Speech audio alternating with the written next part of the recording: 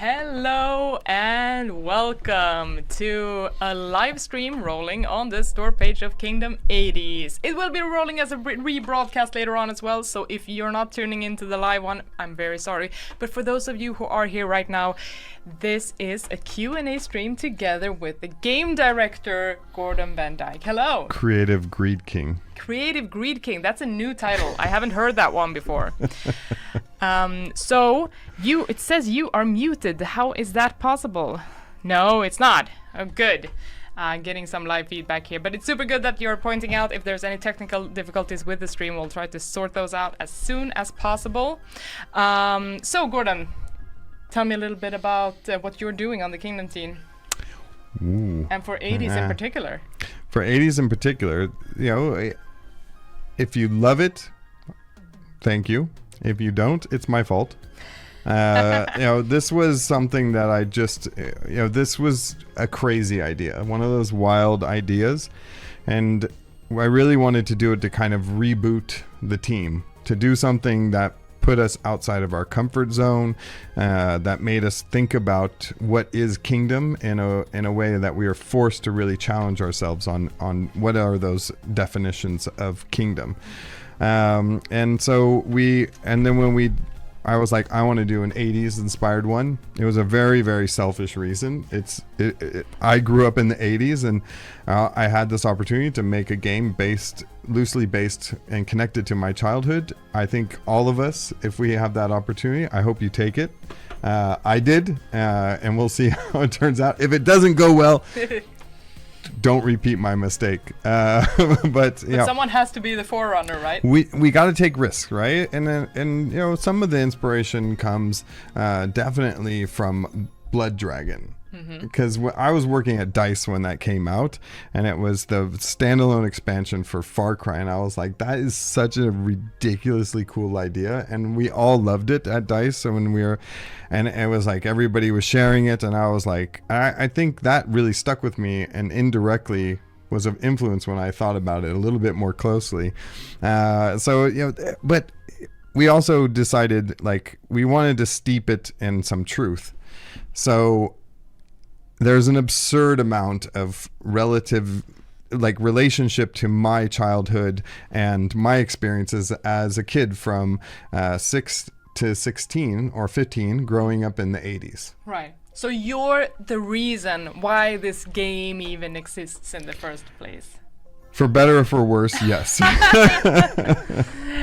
And you've been on the Kingdom team for a very, very long time. How long has it been? Over 8 years. 80 years. No, 8 years. 8 years. Whoa. Whoa there, Grandpa. Feels like it's 80 game dev years. But yeah, it's 8 years now. Yeah, so you've been involved in basically every iteration of Kingdom in one way or another. Yeah. So you are the king of the Greed, the Greed King. I'm the OG. OG, yeah. My name is Elizabeth, and I'm the publishing producer on Kingdom 80s. Not as many years under my belt as you have on the team, but a couple now. I'm coming in on my third year soon, so it's been some time too. Were you still in grade school when I started in the games industry? Probably, yes. I'm a 90s kid, so for all of us who are a little bit younger on the team, we have to rely on you guys to tell us what it was like back then. Old fuddy-duddies. So we can get it right. I feel like all excited and then also maybe a little bit antiquated when I was listening to a podcast about the history of Nintendo. And I was part of that. And that was when they were talking about Pong and they were talking about all this old arcade games. I was like, I played that. Yeah. And they're talking about it like it's in the history books. And you're like, I lived it. Exactly. I was like, oh, this is way too relevant to me for it to be spoken in such a historical way. And the two hosts of it, they were born after these things, or in the mid 80s. So but it's fun that I feel very lucky and fortunate that I got to touch different elements of the games industry along its history from more or less the very beginning. Yeah. And I you've seen a lot. You've seen it evolve. Seen a lot, and I've seen it evolve as a fan, as a consumer, as someone who is super passionate about it, who is sending game pitches to publishers and development studios, having no idea how to get into the industry, to being in the mod scene, to find a way to get into the industry, finally getting into the industry, and it's been a wild journey, and I just love it, and I just appreciate everyone, from the people who are playing games and love games, to people who love games and making games, to the people publishing the games. I appreciate everyone on all sides of the spectrum of the games industry. You harbor no hate in your heart, is that what you're saying? Well, I wouldn't go that far. I'm not a fan of these frat boy CEOs and stuff that come in. How about scalpers, people who buy consoles and sell them extremely expensive? I don't like that either, No, but I get bit that of because I did it once, so I have. No. Oh. You know, when the PlayStation 2 released its modem, Oh. the broadband modem, Don't. like I bought like 20 of them. No. Yeah. Are these the kind And of I dirty sold secrets? them on eBay at a premium. Is that what we're gonna unveil here today? Because Like I said, I've been on I've done all the parts connected to the industry, even scalping. truly. Because today we're having a Q&A stream with you. We have prepared some questions of our own so that we can kind of present the game to all of you lovely viewers out there and your vision with it. We've collected some questions from the community over the past few days, so we'll have a couple of those coming in. And if there is some time at the end of the stream, we'll have a small gap for questions from the chat in the live stream. Absolutely, you're bringing the attitude. Okay, that's how it's going. Ray-Bans. These are very 80s in my opinion. The Wayfair Ray-Bans. So this is basically an hour of wringing out as much information on Kingdom 80s as possible before the launch on Monday, the 26th, when the game drops on Steam to Windows, Mac, and Linux. And right now, you can of course play the demo on Steam Next Fest. It's going to be up until launch day. You have the opportunity there to try level 2 of the game. Everyone who games on Linux, you better buy it. We supported your platform from launch. Well, everyone. I saw the thread already.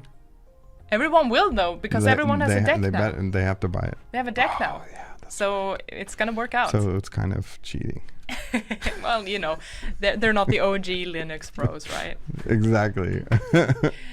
So you've already touched upon this a little bit. You had your selfish reasons for making this game about your childhood, basically. But was there any other thought behind why we are making Kingdom 80s? Like, why is it such a wild step from the Kingdom concept that everyone knows and loves? I mean, it is, again, it ties back into what I said earlier, so maybe I kind of unintentionally jumped ahead. Well, if there's anything you would like to elaborate on. Well, it is about pushing us as an IP. Like, where can we take Kingdom? What is Kingdom? What makes sense? And if something like this doesn't resonate, we easily can, we wouldn't do more of this kind of content. But if people love it, I think we'll see a little more spin-offs. This to me is it's like a mini-series spin-off. That's why we went with the term kind of standalone expansion. There's not a better way to describe it. Because it's not the true it's sequel. It's not a sequel. It's not a successor to Kingdom 2 Crowns and stuff like that. But I wanted us to explore things. I wanted us to do different things and not just do what is staple or what the fans would consider staple. And multiplayer is an easy one to point out. It's like, this was experimental. When you add co-op, man, you better have it all perfect. And I don't feel like, and if you want to experiment, those two kind of conflict with each other. So we really had to make a choice. Do we be a bit more experimental with the gameplay? And maybe some will say we could have been more experimental, and I wouldn't disagree with that. But we tried to find that balance, and it's like, and so we wanted to have less things tied to us. We wanted to revamp the save system, et cetera, et cetera. It's crazy to think, but man, those things are all so interconnected that it's a scary beast to add online. And when we do when and if we do another online, I want it to be like on Kingdom Co-op 2.0 or 3.0, where we really do something that truly advances things, not just gives you more of the same. Right.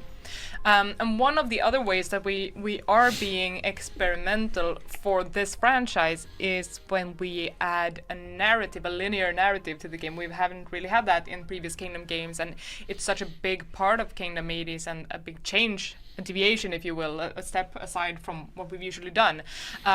You've talked a lot about how we want to expand on the lore of Kingdom through this game. Do you want to talk a little bit more about what Kingdom 80s has, what kind of implication this game has for the lore? Ooh, that's such a without spoiling introspective question. You can't spoil too much because people haven't actually been able to partake in it yet. I mean, what a lot of people, no, I say a lot, maybe that's a bit of an exaggeration, but it feels like a lot of people express curiosity and like, what is it? To some degree, I really enjoyed seeing the interpretations that the fans have and that the community came up with. It's I really, really enjoyed that because there's some ideas that I think are better than what we would have come up with ourselves. It's like, you know, I didn't want to make the ending of Lost. Right. It's so I don't know. It's very hard. It's probably why George R.R. Martin hasn't finished the Game of Thrones, the Fire and Ice series. Is it Fire? It's Fire and Ice, right? Fire, Ice, and Fire and Ice. Yeah. It's hard. It's scary. Yeah. And so, you know, so there was a bit of that. And in the beginning, Kingdom was a very, very basic concept. And I don't want to skip ahead because I think there's either a question or something where we talk about. There will be questions about this. So I'll go into this a little bit more, but I mean, and it was also again experimentation. I had never written a story arc. I had never tried to put together. I got a lot of help from you, especially, to do that. So it wasn't a journey and experimentation on my own, but you know, all of us. That participated in building the story stepped way out of our comfort zones, like way out of our comfort zones. And it took a little bit longer to get the right style. We went through several different art styles for the cutscenes, and we really tried to find that. And all of those things ended up taking a lot of time, but I think what we ended up with is fantastic. And just the collaboration but now internally. You are skipping ahead. Oh, sorry. So yeah, because there is a question about that, and we definitely will dig a little bit deeper into it. So what I'm fishing at here is more like, what does this say? Did I fail to bite? Maybe a little bit, but you know, what does this say about the greed? Like, what do we learn about the greed and how they tie into the greater world of things, rather? Yeah. So there's always been. First, it was an unspoken lore. Not even the original creator Thomas. I think it just came up. It was about the basic fundamentals of game design, and you know, you need a protagonist, you need an antagonist, etc., and you needed some kind of simple story loop, right? Like Donkey Kong, in that sense, right? It's like monkey steals girlfriend, climbs to top of construction building. Right, we've seen that one before. Carpenter tries to get to top of building to save girlfriend. Yeah, yep. That's the story. Yeah. And it's like super simple. And that has how Kingdom started. And like Donkey Kong, with the evolution of Mario and more story to it, and you know, taking those characters and trying to evolve them to be more complex and have more story. It's a similar evolution. Right. So, and I'm trying really hard to not give away. It's some fun stuff, you know, that we reveal. But I mean, the main thing is that the greed have existed throughout time. Yeah. And this, you know, what we've done is kind of what we wanted to do with the Kingdom lore is that this is connected to, you know, our actual world, our timeline. You know, our our universe number 1980. Yeah. and it's like, and so this is an alternate version of that, where there was this this kind of creature, this entity that was pushing back on the progress in civilization. And so what we've tried to do is expand that concept and start to make it more factual, factual lore that starts to build into creating some kind of canon lore that we can start to reference outwardly, as well as like an internal canon, like why do these things exist. And then as we build something where we want to add new games and build this IP into a franchise, and then when you build it into a franchise, you're expanding into different ways of expressing the IP. It could be movies, comics, board games, etc., like however you want to express that. And if we want to do that cohesively where it makes sense, then we need that canon kind of Bible, so to speak. That is what the story is. These characters and these creatures and these things, how do they exist? And so I even, created a kind of hypothetical timeline. It's like, when did things happen? And we have Norse lands. So, it starts between 700 CE to 1100 CE. And then you have the medieval stage. And then Deadlands is actually not canon. So we've decided that, no, but that's not canon. It's a crossover with Bloodstained. So it exists on its own. Right. We're just, we're using a lot of the same processes that those who have created much deeper, richer franchises and these kind of worlds, and we're using their playbook. We're being inspired by their playbook and building on Kingdom that way. So a lot of implications then, basically, like we're expanding for the future. Yep. So when people play Kingdom 80s, and especially in the demo that is available, right now, they will see things that come straight out of your childhood. Like literally. Yeah. If my childhood was pixel art, it would be this game. It would be this game. So I'm thinking about, for example, monuments. Like you've referenced a lot of places that you saw growing up. Can you tell us a little bit about those? Yeah. So a majority of my childhood, I grew up in the San Francisco Bay Area, but I also grew up part of that time in the 80s in Hawaii. Mm-hmm. While they're still filming Magnum P.I., the TV series. That's how old I am. Did you see the filming crews? I actually met Tom Selleck. Oh, wow. My dad did a remodel on his bathroom. Wow. Yeah. That's an anecdote. I like these kinds of things. I have so many bizarre stories that it almost seems like my whole life is BS. I love that. It's all simulation, that's why. But please go on. So tell me more. So mostly in the Bay Area, and I went to day camp. It wasn't summer camp in the same way. I only did that a couple times, once in the Santa Cruz Mountains, but this is Mount Tamalpais that you can see in the background. So I grew up around Marin County, Bay Area, for a lot of my childhood. I spent a ton of time in Sausalito, and my aunt, she lived in Mill Valley. I went to a high school in San Rafael for a couple years called Terra Linda High.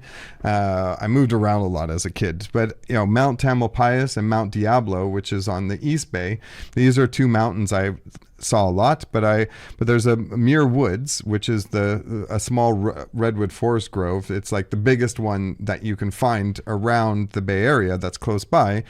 And we used to go there during day camp. So we'd take field trips there. And that's what inspired Level 1. Yeah. So it's like, it is 100% connected to my childhood. So these are all steeped in real places. These are real things. The bridges that we used for this level are all referenced from John Muir, or Muir Woods. Yeah. So all of these things are interconnected. That is the Marin kind of hills, the hills below Mount Tamalpais. So it's inspired by those.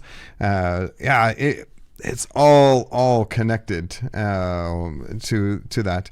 And then if we go to level 2, we can see a little bit from level 2. Yeah, the suburbs. So this is based on. I spent a lot of time living with my grandparents off and on. And they lived in Martinez, California. So they don't live there anymore, so don't go harass the people. But it was on Paradise Drive.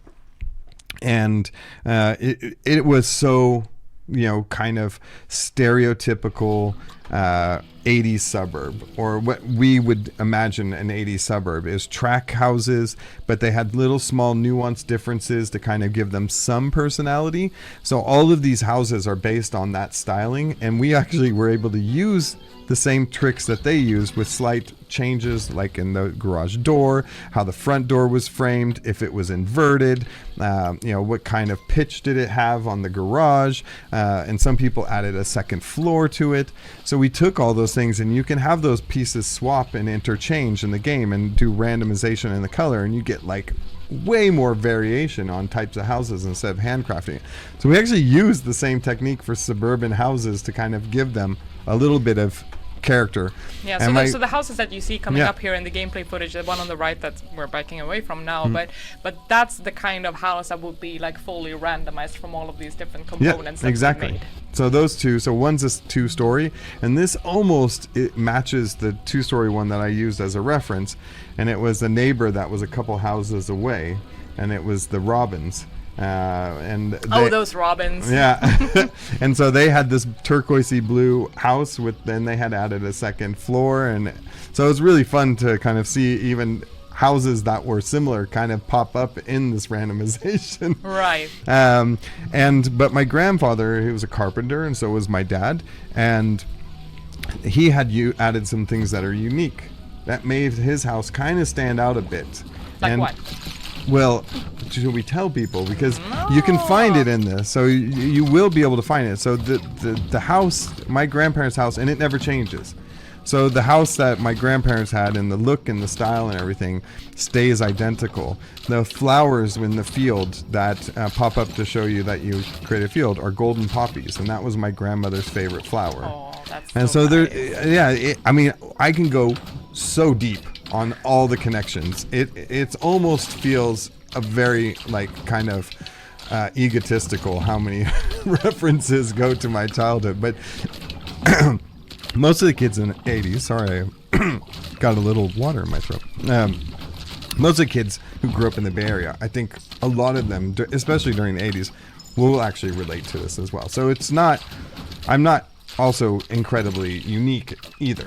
No. So, and I think a lot of us from the 80s had this kind of childhood, and E.T. is very, very much like my childhood, and it's also based in California. My friends and I were jumping on bikes and riding around, so that's part of the inspiration. But it's a very generic trope of the 80s, and it's true. But you all lived the same life in a way, so there's a reason why that is a trope. Exactly, and it's that's why it's easy for shows like Super 8 and Stranger Things to kind of reference that same thing, and it makes so much sense. Right. And it was very inspiring to see them do this and kind of represent the 80s as well and do such an amazing job. So they're absolutely an inspiration, and I think we've seen it, and I know a lot of people will make that connection because they've done such an amazing job at creating the 80s, right? And presenting it with modern storytelling and taking the right bits of that, those tropes from that time period and doing a great job of presenting it. So hats off to those teams that did Super 8, that did Stranger Things, and crazy ones like Kung Fury and stuff like that, right? Yep. So so there's a lot of things. The refinery is the refinery in Martinez. Yeah. So it's based on that. The downtown is based on Martinez, downtown Martinez. We don't have any footage from that. Should we show them a little bit from level 4 as well? Just a teeny tiny bit from level 4. I think it's this one. Yeah. No, this is the mall. Yeah, that's level 4. I said 3. Yeah, but I don't have that. Oh. I asked you, should I show them level 4? Sorry, you said I yes. meant 3. But but this one's obvious. It's Golden Gate Bridge. Yeah, so, you see it in Treasure Island and Alcatraz, sorry, not Treasure Island, but Alcatraz. Treasure Island's on the Bay Bridge. Sorry about that technical error. But Angel Island. So we would take trips sometimes there. We would go. You can bike ride. So we'd take our bike on the ferry. Of course, who hasn't? If you've been to the Bay Area, majority of people, especially who live there, have been to Alcatraz. Of course, I've ridden my bike across the Golden Gate Bridge. I've walked across the Golden Gate Bridge. it was a fun place to go when you got teenagers. You drive and you go up to the bunkers and you would explore, and so all of these things are connected to that. And on the cave that we updated and refreshed the cave, because we wanted the greed stay consistent. I know it seems lazy and it's like, it's just, it's just the same game. Well, technically it's built on the exact same engine, so yes, to some degrees it's the same game. Like, Battlefield 1, 5, and 2042 are all built on the same engine. But I think it still ties into like the story that we want to tell about the greed. They are a timeless enemy, because your rulers and the crown will pass from monarch to monarch to monarch, even all the way down to the 80s, but the enemy is always the same. Exactly, and then we refreshed the cave based on some reference photos that I found for the old bunkers that were north of the Golden Gate Bridge. So they're on the north side of the Golden Gate Bridge. Yeah. Oh. So I found some references, because we used to go there and it was all spray painted and stuff. So everything has a real world connection to something that we put into the game. 99% of it. So that's very cool. So we will be moving into the questions that have been sent in from the players. Did we freeze? No, we're not freezing. I paused it. Yeah, don't worry. I've got things under control. So if you're watching live right now, if you do have a question for Gordon, please send your question in the chat and we might be able to get to it. Unless there is a rebroadcast tag on the stream, then we are not live anymore and you cannot send in your questions, unfortunately. But let's get cracking then. Mm-hmm. So the first one is from the Fire Dragon, and this ties into the lore that we started talking about earlier in the stream. We know Kingdom 80s is going to give us some answers about the greed. Was this lore always present but never told, or did you have to come up with it for 80s? I feel like you kind of answered that already. We've kind of discussed it, but in the beginning it wasn't anything very specific, and then it's evolved over time as we started to think about it more. And I forget her name, and I apologize, but I met someone, I think it was maybe the second 2017, 2018, and we were at this conference, and she was telling me how much she loved it, and she was somewhere in Central America. She was based, and she was using the game as a way to discuss deforestation. Mm-hmm.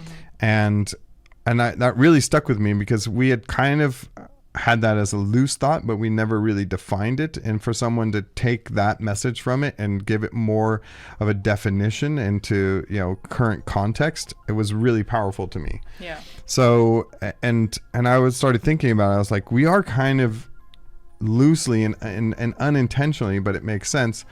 It's like, who is the bad guy? She was like, she saw the greed as being heroes and being kind of more the good guys, but I think neither is good or bad.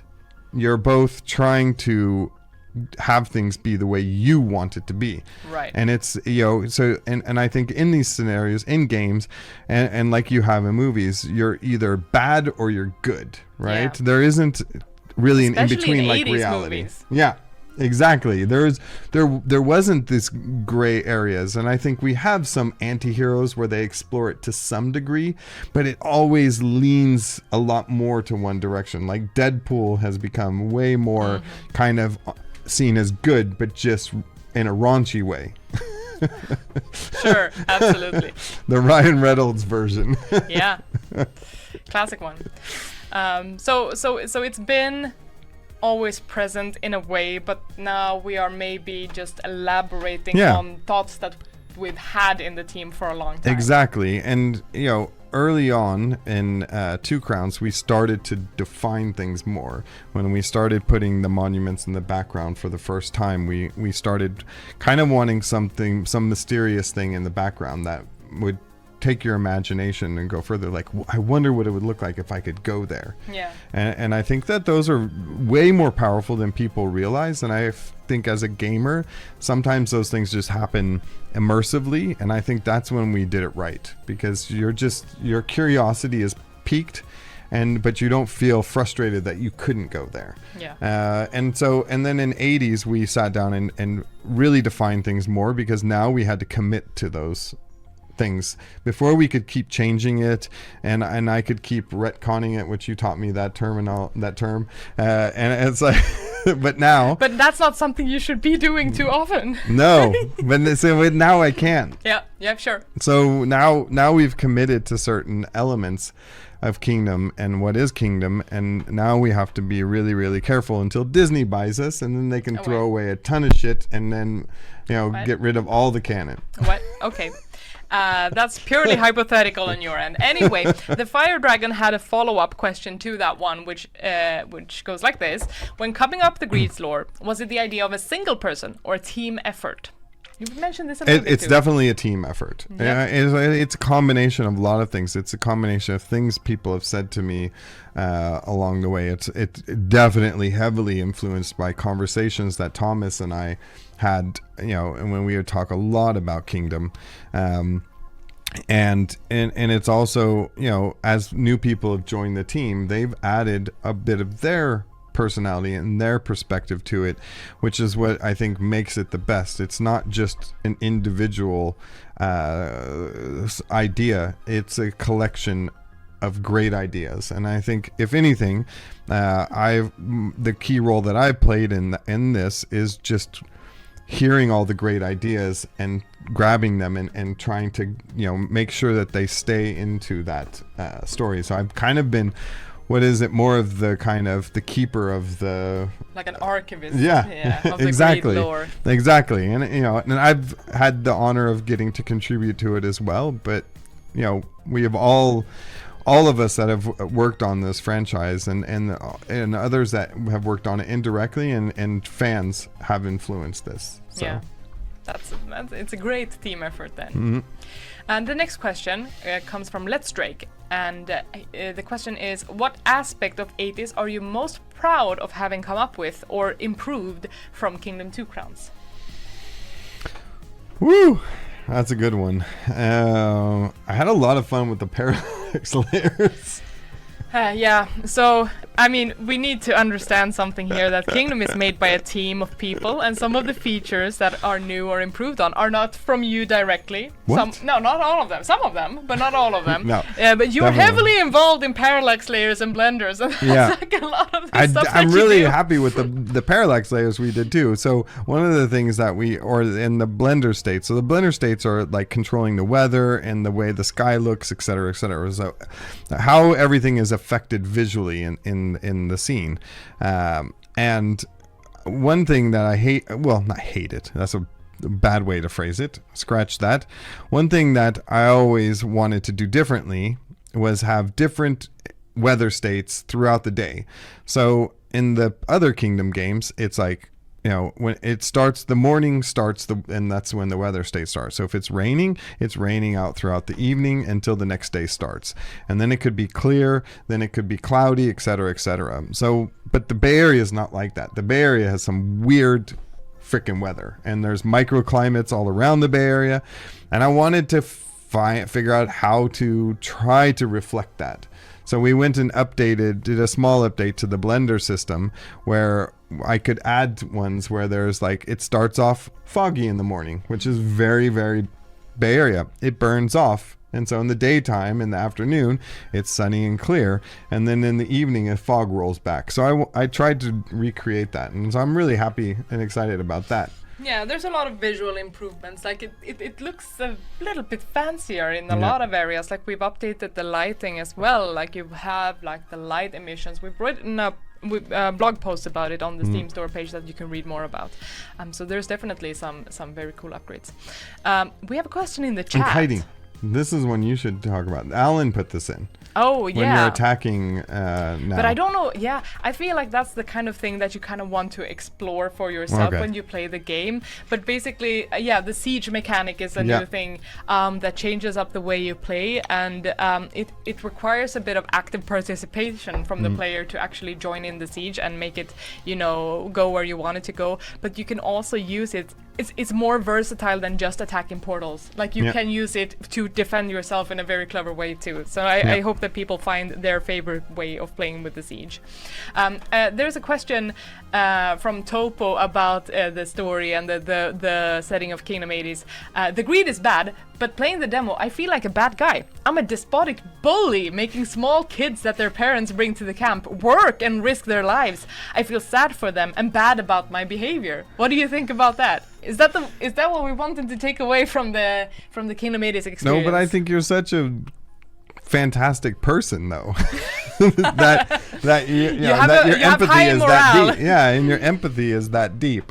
But I mean, this is a trope on 80s, right? So I hope that you can just enjoy the gameplay aspect of it and not take it too serious.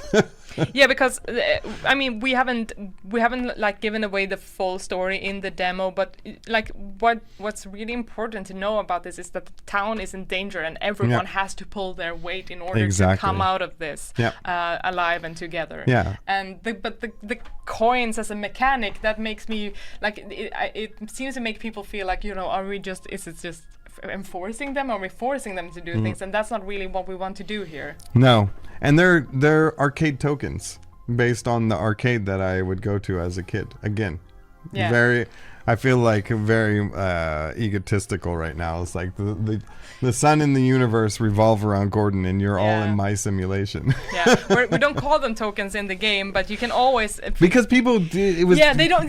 We tried. People are so used to it being called coins in the Kingdom series that when we changed it, people are like, "What do you mean by token?" It actually made it harder. But so if you feel bad about ordering these kids around, you can always pretend that they're using pretend money, they're using arcade tokens, and bartering with their own kind of currency. And kids in the 80s had to do way worse jobs and chores. So is this my dad had me on a 3-story roof. This was when we were living in Hawaii. We were replacing a roof. I was hammering and shingling a roof 3 stories up, no safety gear, and I was kind of close to the edge. And there in that area, it's really close to the Poly lookout, and you could have flash floods. So it could have started raining, and I just kept imagining myself sliding off that roof. Oh my God. Yeah. Things were not always better in the 80s, kids. No.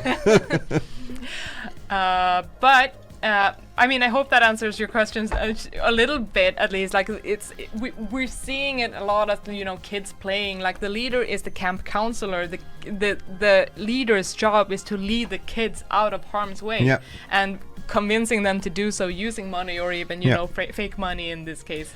And that's heavily inspired by the Goonies.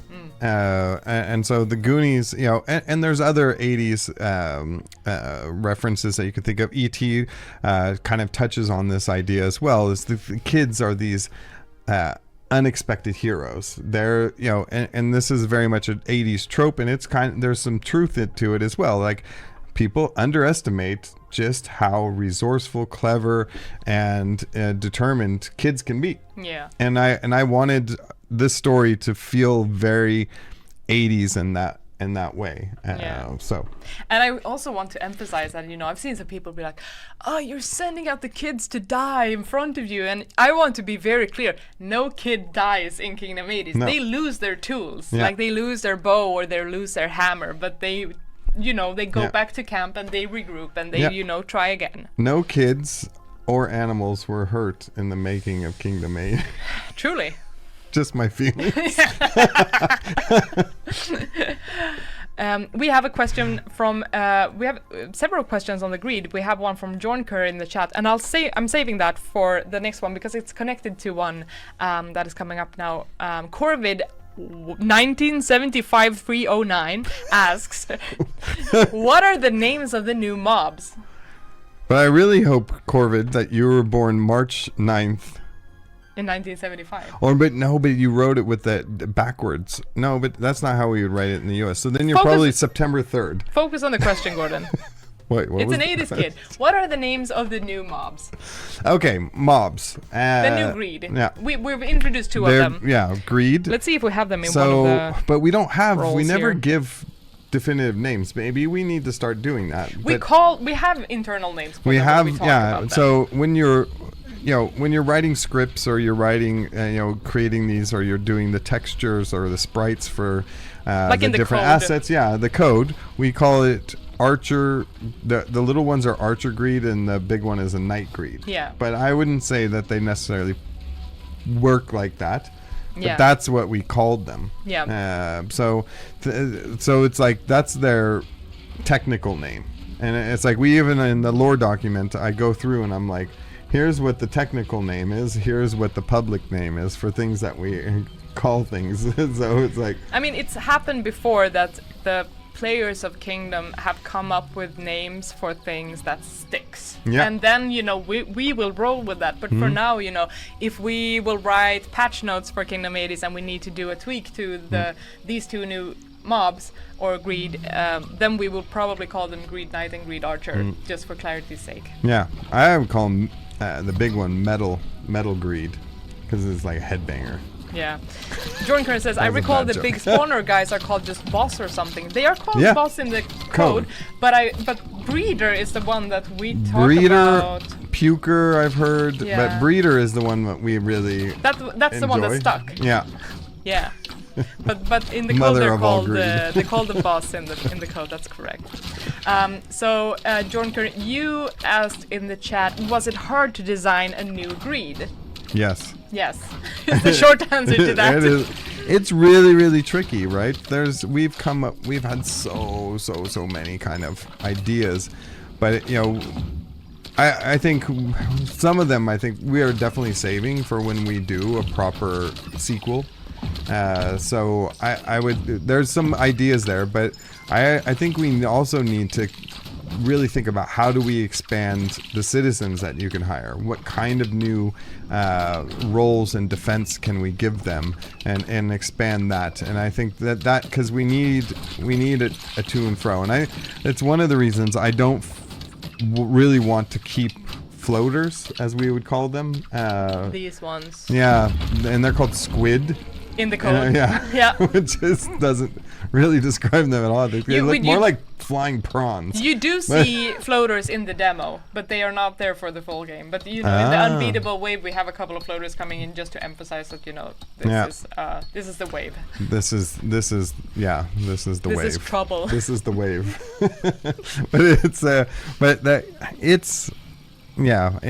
I don't really see them as staying, because they also absorbed the citizens, and I didn't want anyone to die. Yeah. But it's like we didn't. When kids are involved, we don't want that. Still didn't do as good of a job as I would have liked to have done, creating a counter to the floaters. And maybe we might redesign that and take another pass on it.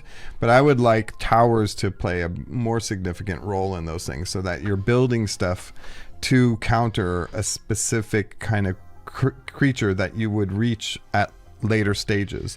And we've got a lot better at how things happen. Like, we started reducing the kinds of greed that attack, and when they attack is that certain ones should only attack maybe during a blood moon, certain ones should only attack during a retaliation, etc. Which reminds me, one thing we forgot to talk about was the lightning. The retaliation Yeah, wave. so we've done some tweaking to the colors and stuff, and Alan added this fantastic color hue thing I could do with the lightning, because I have this really specific memory. I think I was about 5 years old. We were living in Concord, and there was this really unusual lightning storm that you don't see them as much in California like you would on the East Coast or in Florida, but it was like pinks and purples. It was crazy, and we were just so fixated on this. And I wish we would have had some kind of better technology to film it or take pictures, because it was incredible. So that I use that as inspiration for the colors that I tweaked the lightning. So the lightning is different colors depending on what's going on, and so there's some reasoning on why the lightning will have little different colors depending on why it's happening, and and also what kind of day setting that it was when the lightning is happening. Right. So let's move on. We have a couple more questions. Let's Drake asks, are there any guidelines or principles that you try to adhere to when envisioning what comes next for Kingdom in the franchise? Like when we develop a new experience in the Kingdom setting, whether it's, you know, a Norse lands or it's a Kingdom 80s, are there some things that we need to stick to? Like, do you have to have a crown? Yep. That's a key one. You have to collect some kind of currency. Yep. And this goes back to this debate where some people got kind of annoyed with me. Oh. Just a little, maybe. Was it just a little that you guys got annoyed with me? I don't remember. But we were discussing the coin bag. So many times, Gordon. True. That's a good point. But there was the coin bag. I think there's something to that. And, you know, that 1/3 of the screen. But with the coin bag, like there was a discussion, should we change it some people suggested piggy bank, and everyone got quite excited about that. But then I came and I was like the, you know, party pooper, and I was the like, bag stays. The bag stays. It's not Kingdom to have a piggy bank. And what are you supposed to do? Break it every time? So I got a little bit too into the details of and. But anyways, you were very passionate. I was very passionate about the coin bag because there's physics to it. There's just something special about it. You know, we had several debates. There's 3 of us working on the original Kingdom, and one of the debates I remember the most was like about the coin bag. So I think my history and my love and my passion for the coin bag stems from a lot of those earlier discussions. Yeah, I feel like if I can chime in on like what makes a Kingdom game is that we want to keep that sense of exploration and mystery to it. Like Kingdom 80s has a much more developed tutorial to onboard new players onto the game. We're being quite, you know, descriptive in a way that we haven't been before, but we still feel like Kingdom is the kind of game where you have to discover things for yourself. By trial and error, and so while the beginning is much more forgiving and, you know, lenient and, you know, letting you know things, we still want to keep that mystery for later parts of the game. You know, we want to ease people into the mindset of discovering things from themselves. Yep. So I feel like that's a thing that we like to keep, and that's the thing that comes up in discussions a lot. Yeah, we definitely want to find the right balance of giving people good information, and sometimes, and even more so, doing that more through immersion, so that the ways you figure things out are intuitive, so that you're starting to piece together the puzzles, and the right information visually is being expressed through the environment, through, you know, different things within the game that help you figure those things out. It can't be obtuse and then it just pops up in your face and it discover. I mean, like when you go back to entertainment and it just as a core, it's like the movies I hate the most, or in TV shows I hate the most, is when the story has a mystery and it's like the only reason that you couldn't figure it out, it was because they left no clues and it was just arbitrary. They're just like, this is the reason, and you're just like, screw you, that makes no sense. You're lazy and you didn't do a good script, and I don't want to do that.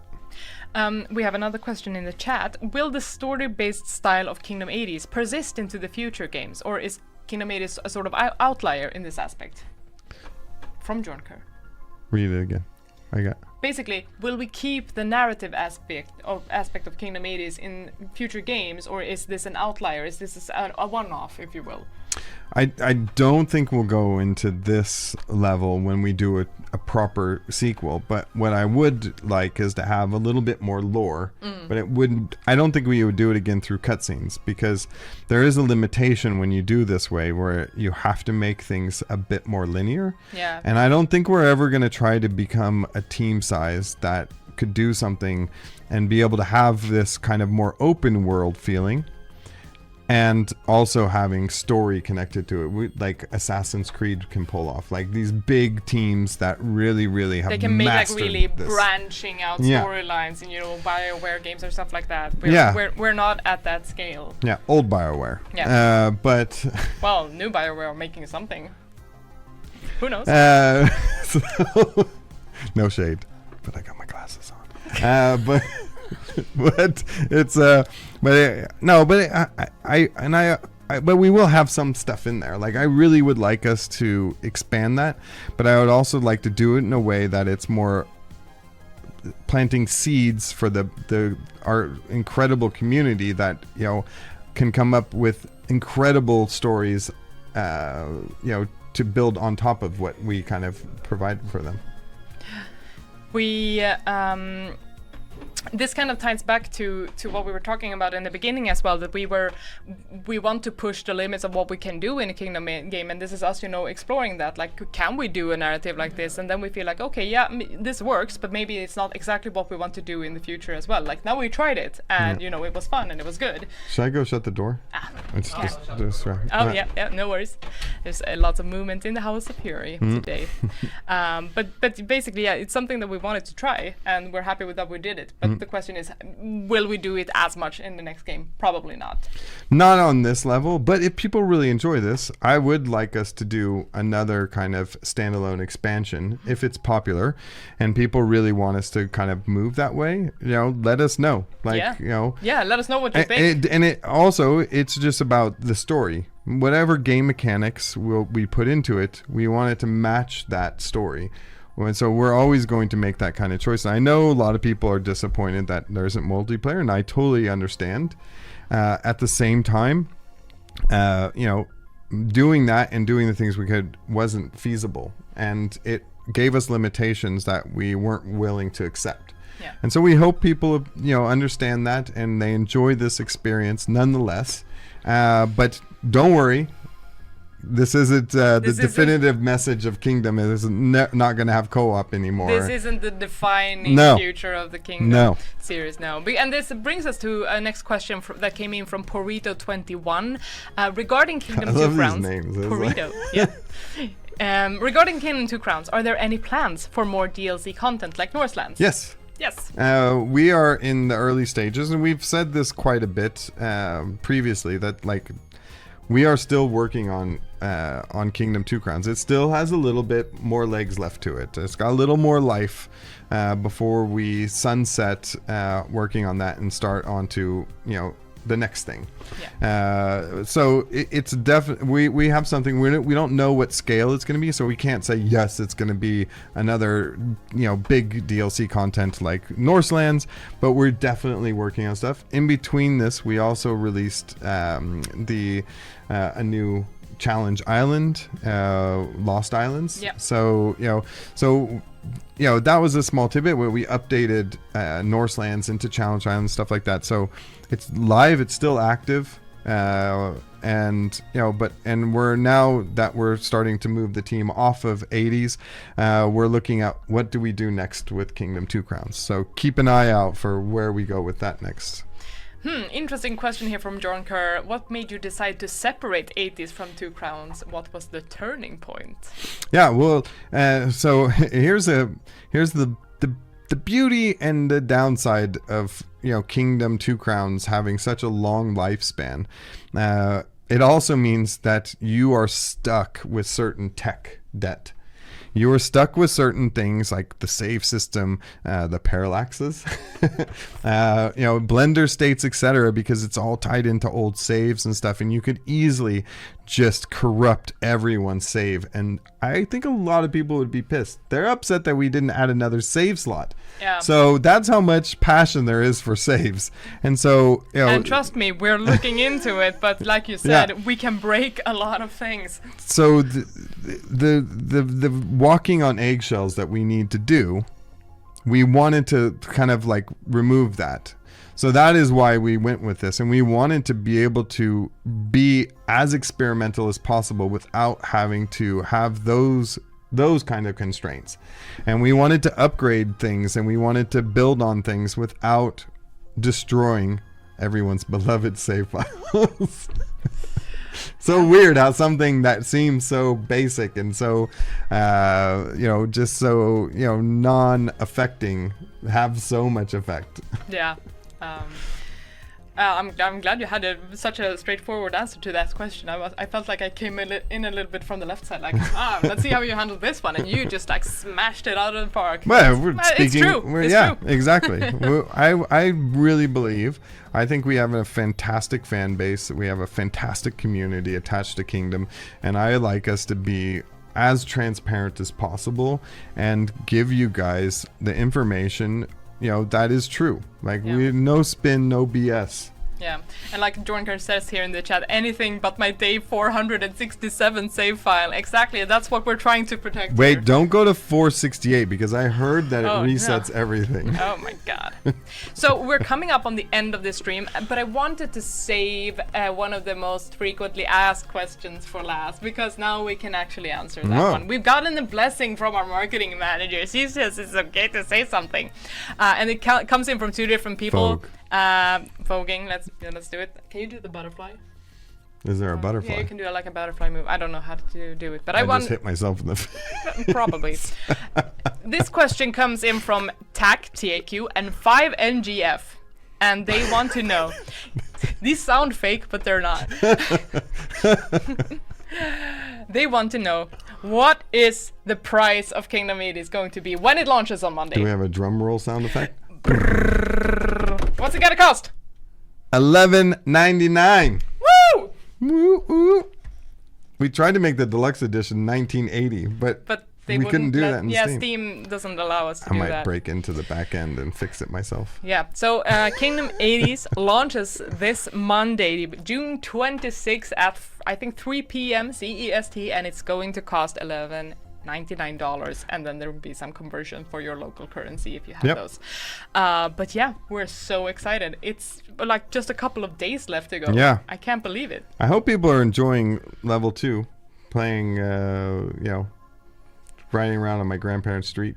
Yeah. Paradise Drive. Yeah. Real name. Yeah. It's not BS. And getting beat up by the unbeatable wave that we put in there at the end. That some people beat. Yeah, or I mean, they're more. Yes, maybe they did. I felt like they're more biking past it, but I haven't seen all of the videos. There are some really good game breakers. Playing out cursed. there. If you did that, you have to play in cursed. Yeah. That's when the game comes out. That's the rule. This is a prerequisite. Yeah.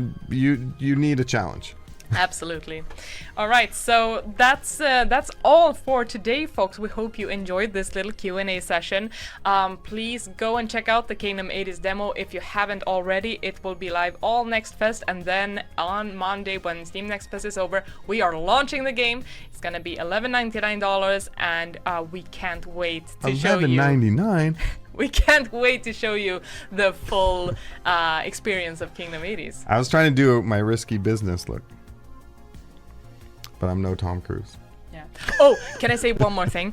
You should also really check out the digital art book that we're also launching, because it has a lot of this trivia and more that you've been sharing. This is so fun. We wanted to do this for a long time, and hats off to Elizabeth, Mariella, Olivia, and everyone that contributed to this, because it's so cool. Because you often don't get to see the sprites in their entirety sometimes, depending on the asset, and this gives everyone a chance. And now, and then the artists, we had some new artists join the team for 80s, and they draw things by hand, and previously all of our pixel artists, they were only pixel artists typically, and so they drew straight on as pixel art, so we didn't have a lot of concept art. Now we have stuff to share. Yeah, it's really fun. So there's the art book has it has interviews, it has sketches, it has final art, it has a lot of trivia. Yeah, so definitely check that out if you want more of the tidbits of info, such as the one that Gordon has dropped here today. All right. Thank you for your very cool look. Can you do the Zoolander Blue Steel? I've never seen Zoolander. You haven't seen? Oh my god, is that a 90s thing there? It's 2000. Let's do the Kingdom Naughties then, right? All right. Thank you so much for tuning in. And don't forget to wishlist Kingdom 80s before it launches on Monday. Robot. That's an 80s dance move. Pop locking, baby. Bye!